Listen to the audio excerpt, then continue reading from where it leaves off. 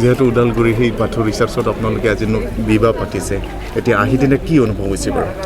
বাথৌ নীতি নিয়মেৰে যেহেতু বিবাহখন অনুষ্ঠিত হৈছে খুব ভাল লাগিছে আমাৰ ওদালগুৰি জিলা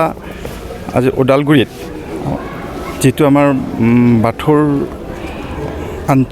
গোটেই ডিষ্ট্ৰিক্ট কমিটিৰ যিটো মন্দিৰ এই বাথৌ মন্দিৰত আহি সঁচাই ভাল লাগিছে আমি আসলতে আগত অহা নাছিলোঁ ওদালগুৰিত আহোঁ যদিও এই মন্দিৰত আমি সোমোৱা নাছিলোঁ কিন্তু আজি ফাৰ্ষ্ট ইয়াতে আহিছোঁ মোৰ ভাইটি স্বৰূপ টংলা দক্ষিণ নলবাৰী নিৰ্বাসী মনোজ ৰাভা আৰু ৰৌতাৰ চানশ্ৰী বড়োৰ লগত আজি বিবাহ সম্পন্ন হৈছে বাথৌৰ নিয়মত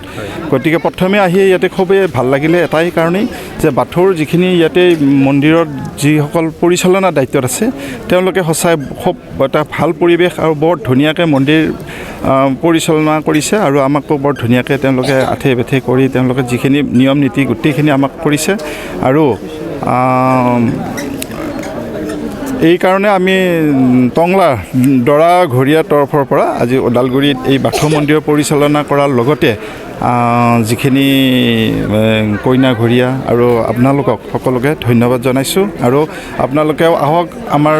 ওচৰ চুবুৰীয়া সকলোকে কৈছোঁ এই বাথৌ মন্দিৰলৈ আহক কেতিয়াবা এনে ফুৰিব আহক খুব ধুনীয়া পৰিৱেশ আপোনালোকে চাই যাব ধন্যবাদ आंनि बिबोनांखौ जोंनि बाथौनि नेम बायदियै जोंनि दुलाराय बाथौ गौथुम उदालगुरि जिल्ला बाथौ थानसालियाव रायजो राजाखौ लानानै खुंनाय जादों आरो आं बे हाबानि बेलायाव जोबोद खुसि जाहाथे खाफाल गोनां होनांगोन जे डिस्ट्रिक्टनि दिनै बिबान गथायनाय बे थारिखआव जे जोङो आं गावनि बिबोनांखौ माने थानसालियाव हाबा दाननानै माने बिथांमोननिफ्रायबो बोर मोनदों बिसोरो बर आरो खैनाया बिनि थाखाय आं बहुत गोजोननाय मोनदों आरो जाहाथे इयुनाव बिसोरनि संसार जानाया अराय सम आलो गोजोन गथ' गथाय ग्रें ग्रें जानानै जाहाथे आलो गोजोनै रायजो मोनजायो बेखौनो कामना खालामना आंनि बिबुंथिखौ बेखिनियाव दोननाय जाबाय खैनाया जाहैबाय रौता आन्सलिक बाथौ गौथुमनि सिङाव थानाय गिरुवा फाख्रिबारि गामिनि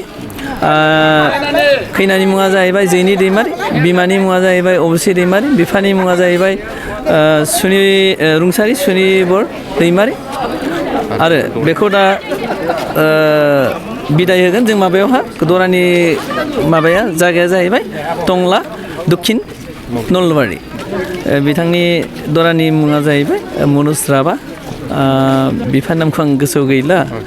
बे आरो दा हाबाखौ बेबायदिनो माने थानसालियाव होनाय जाबाय आरो दायो जोबनानै थांबाय हाबाया बे आरो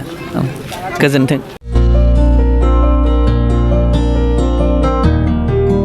उदालगुरि नोगोरनि संकरदेव मिशन हाई स्कुलनि साखाथियाव थानाय रेगे-रेगां दख'ना गलायाव लफाय एफ&एफ महर ब्रेन्ड बिबार ब्रेन्ड आर'नाइ ब्रेन्ड जुरिफान माथानि बायदि बायदि रोखोमनि दख'ना आर'नाइ ब्लाउस फालि आरो बर'नि साबसिन हामसिन आगरनि जिफोरखौ हलसेल आरो रिटेल मोन्नैबो बेसेनाव बायनो हागोन बेनि थाखाय नोंथाङा 7896313108 एबा